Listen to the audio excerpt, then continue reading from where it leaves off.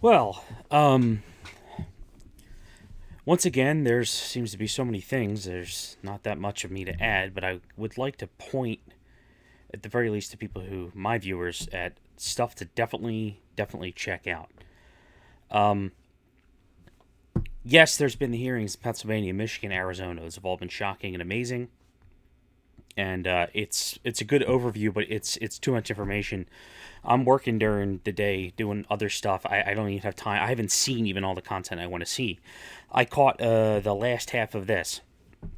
I saw Linwood talk, and I missed Vernon Jones.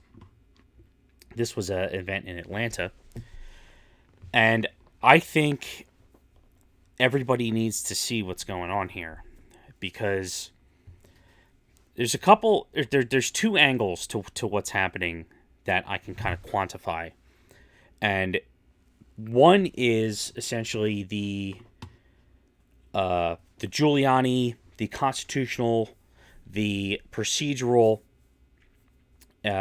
failures that, well, I mean, not so much failures, but the procedural fraud that led to the the ballot dumps at night and all this other kind of stuff. So the stuff that actually happened at the voting facilities.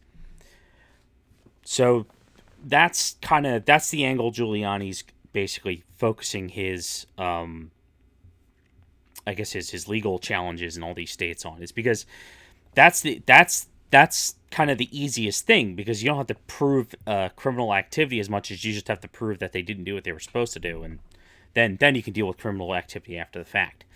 And it's pretty clear they haven't. It's just a matter of whether it's enforced or not. Like PA Supreme Court, they don't want to enforce the rules because they're leftist hacks who probably got in from vote cheating in the same manner. But the federal Supreme Court, the big one, maybe. I hope so. I mean, I know Alito is probably pretty pissed off at the PA Democrats for basically what they did with his orders. But you never know. The Supreme Court might say, "Oh, this is too volatile. We don't want to wade into it." The second angle is this Sidney Powell, Lynn Wood angle, and they're focused on Georgia, and I think Linwood, I think, lives in Georgia. I believe that's hence the accent and all that. The stream of this wasn't particularly of good quality. They said it was because there was a metal roof or something above them. Every time you started talking about China, the feed cut out. I thought that was interesting. That's probably coincidental. They said it was RSB's got absolutely no reason to lie. If they're saying they're having issues because of the aluminum roof, then I tend to believe them. But Lynn here, as you can see, everybody at this who gave speeches, actually, Sidney Powell was the most subdued of them. It was like a like a like a Baptist church rally, man. It was like a religious event. These people were unbelievably fired up. And not only that, they pretty much were saying, "Yeah, we're going to basically expose the fraud and take the people down responsible, and we're not accepting these election outcome results because we know they're bullshit." And when they say not accepting, they mean not accepting. I'm talking 1776 talk. This is not something to kind of screw around with. So I recommend you guys go and see this just so you can have an idea of just how pissed off the moderate right is now at this point in a lot of these states, and they're pissed at the Republicans too. And I think the two Loeffler and whatever the other guy's name running in Georgia, they're going to be in the runoff election. I don't think they're front and center enough on this, because they should be insisting that they won this one because of the same amount of fraud. Basically, like, this election doesn't count. They're happy because they get to do a runoff, but they need to be on point for this, because us little people who see the fraud, we're not the ones with basically the power to be able to change much. It's just to say, the power we have to change things involves, well, watch and find out. And that's kind of scary. And I think the Republicans would be wise to heed this. Democrats who are moderate would be wise to at least listen to this, at least hear them out. Lynn was saying the Chinese are involved, that they apparently have a majority stake in Dominion. I don't know. He's saying we've got the evidence. It's all going to come out. It's all going to come out. We have it. We're presenting it. It's like, okay, sure, I believe you, but I can't. There's not much I can do with what he's saying, unless until it's presented properly.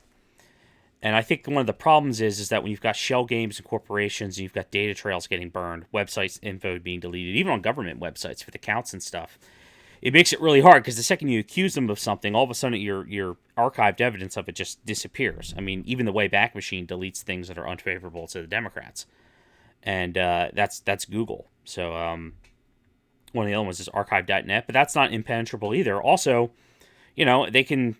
That's a hard thing to. If the company says no, that doesn't exist, and they deny it or something, and there's like a bunch of shell corporations, and it's enough to separate themselves. So at worst, they can say they're plausibly, they have plausible deniability.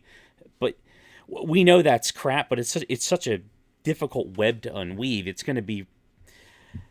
I don't know how they're going to approach this. The whole system is not just the voting system and the manner in which we allowed these electronic counting companies to be involved. It's far too complicated of a web for me to even say, oh yeah, this is going to be the outcome, or this is who's going to go to jail. Again, conflicting stories on the Seidel raid. I see evidence one day that suggests yes, it did happen, and basically Army intelligence special ops were involved.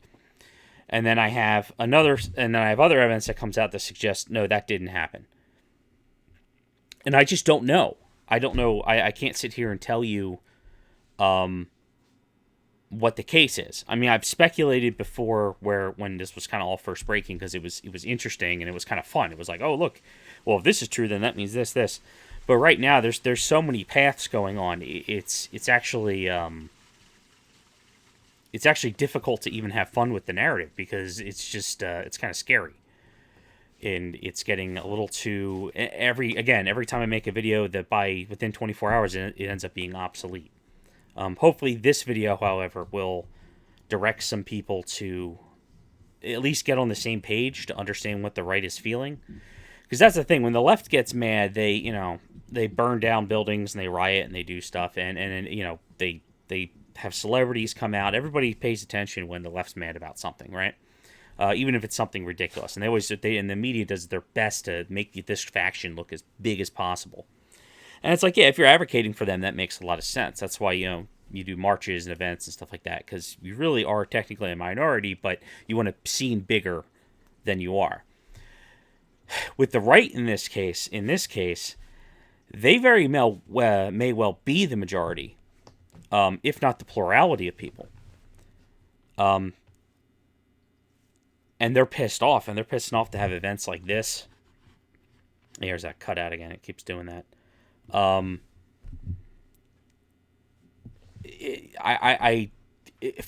the media to look away from this and not present this to normal people is dangerous for them, and it's a disservice to normal people, because if things start to go sideways, to politely say it, and go sideways quickly, a lot of people will be blindsided. Why has this happened? They're still on, oh well, the media, the election was called, and then they're gonna be surprised that in January or February or something, there's some sort of movement. I know I'm being vague, because I don't like to imply these things, because I should say I have to imply these things without outright saying them, because I don't want to be taken out of context, and I don't want to give you the idea that I'm on a side of this, or that I'm saying, oh yeah, this is the inevitable outcome. That's not what I'm saying. What I'm saying is that we have a very real risk of this going very poorly, and it would be easy for me to blame these people. You guys are getting over, you have evidence, and you're getting everybody worked up about China and all this other stuff. You're just getting the energy, and it might get out of hand. And that's how it is with, the left when, the kids are being put in cages. That wasn't true. When, Muslim ban, that kind of, which wasn't true, that kind of stuff. Just, your average hoax. They expose the people who are upset by it, and they really fluff up whatever it is. And they say and they make accusations like, oh, this is Mexican Auschwitz, basically. And they do those kind of things, and they call them concentration camps. And it's like, that's irresponsible, because that's going to get people whipped up in a fury, who should not be whipped up in a fury because there's no truth behind it. In this case, I don't know if there's truth behind this. This isn't something that is, up for public discussion outside of within the right wing circles. And the reason that is because the media doesn't want to cover this. I mean, OAN covered this event, and they were, again, there was broadcast issues, so it wasn't that great of a coverage. But you think something like this, where it's like, we're talking like 1776 rhetoric. I guess it would be before that, 1775 rhetoric. Guys, you have to pay attention to this, because the right doesn't do this. The right invokes the revolution and the founders, and they talk about how much they love the country and they want to restore things and all this other stuff. And they do talk about the founders, but what they don't do is they don't talk about forcing change of things and that kind of stuff, or there's a point of no return on something. They generally don't talk about these kind of things. That's what like environmentalist radicals do. They say, oh, if you don't adopt X policy by this X year, the Earth's going to be melting or some shit. Like they always, that's the kind of thing. Or we have to do something and change our system of white supremacy and destroy all systems, or like the right generally doesn't talk like that. And I'm excluding obviously the super anarchist right, who just, they kind of loop around back. They're kind of their own animal. But they don't like anybody. But your average normie, Georgia Trump voter guy, average Republican, they're starting, they feel like basically their vote's been stolen. They're having something forced upon them, which they would be okay with if the contest was fair. But because the contest was unfair, and there's all these other shady people tied in, they don't think it's worth actually even acknowledging the legitimacy of the current of the administration that's supposed to be coming in. And we've never had a right that's done that. Was there questions in 2012? Absolutely. Was there questions in 2008? There were some. Nobody liked John McCain, though. I mean, that was a good bit of why the Republicans lost that. And in hindsight, Romney probably would have been a bad choice. Obama might have been worse, but Romney was nothing special to have lost. But there were questions about the way that election went, based on polling and enthusiasm and stuff like that. So we've had these questions for a while. Now in this case here, this is so blatant, so in our face, where it's like 6 counties that were Democrat cities basically had the ballot dumps at like between like 2 and 6 a.m. basically. That suddenly gave Biden the lead in all these places, when we know that's not possible. It's because in a lot of cases there's 300% voter turnout, 700% voter turnout. 1.8 million mail-in ballots apparently went out in Pennsylvania, and 2.5 million came back, which we know is impossible. Or I should say, it's cheating. That's cheating. That doesn't that's pretty blatant, pretty black and white. Even if 1.8 million came back, that would be black and white cheating, because there's going to be people we know who don't use their mail-in, show up to vote in person, or decide not to vote, or there is attrition in the post office. In theory, some ballots would get lost. So even and that's assuming that all the people applying for the mail-in ballots, it wasn't just fraudulent applications, which we discovered there's lots of those. It's crazy. It's very dangerous, and I think the left would be wise to wake up to what's happening right in front of them, because MSNBC, CNN, they're not showing you this, and you guys need to see this. When the left does stuff, the media shows it, and then also the right does go out of their we do go out of our way to go to the Antifa channels and all these other places to see what they're saying, so we can take them more seriously and we can understand them and understand what we're up against. The left, you guys don't seem to do that because you feel like you're getting the full picture from CNN, MSNBC, different various newspapers and whatnot. When stuff like this is going on, I mean, you can read a lot of the affidavits too. They're not going to show you this because it hurts their narrative that everything's fine. Biden won. No, don't ask questions. But in doing so, they're going to radicalize people, and I don't mean in a sense of people are going to start adapting an extremist ideology. They're just going to start realizing that basically start at the very least feeling that they've been completely cut out of the discussion process. And if they can't cast their vote legally, if they can't have their voice heard, if they can't do all these things and even be acknowledged, they're not going to want to participate in that type of system, and they're going to try to overthrow it. And that would be via, the way you overthrow a government, however that is. And the left really should see what's happening here, because the more people who pay attention to what's going on, the less people who get hurt, or I say less innocent people, and really less people overall who get hurt if something does break down. Suppose there's a fight, like for instance, if these people rose up and they actually formed an insurrection and stood against essentially the Democrat state, what would be the first thing to do? Okay, well, you got to talk to them, negotiate, figure out what's going on, right? But you won't even know what they want if you haven't seen this. And you may get sucked into the wrong side of things. You may get and at that point, if you're fighting with these people, and I mean not necessarily even physically fighting, but if you're fighting basically against these people here based on what the media and the Democrat establishment has been telling you, you're not getting the full picture. And these people here, they're going to stop caring that you don't have the full picture, and they're just going to steamroll you. Because that's how, that's the tragedy of war. It's the same way in a lot of political situations.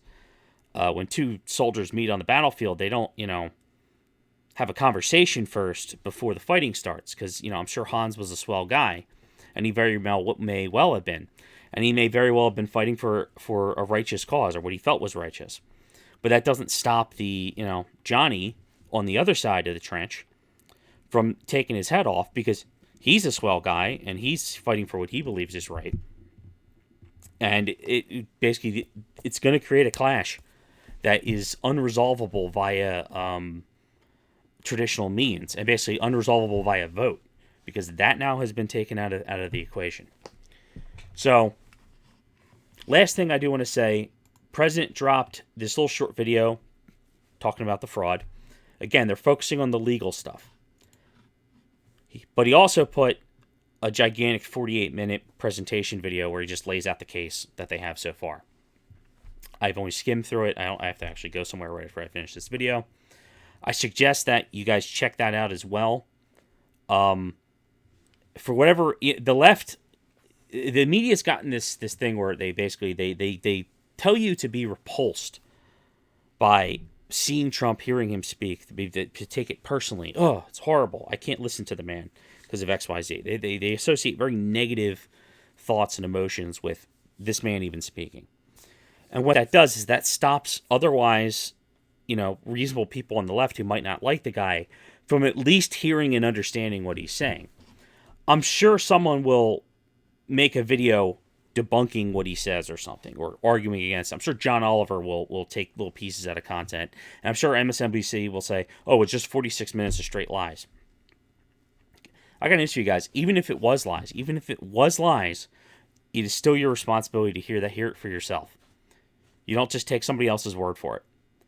And the moderates, the normies, the regular lefties who think this thing is over, they should watch this. And they should watch this. And the reason is, basically, when stuff goes sideways, I don't want you to be surprised. So, that's all.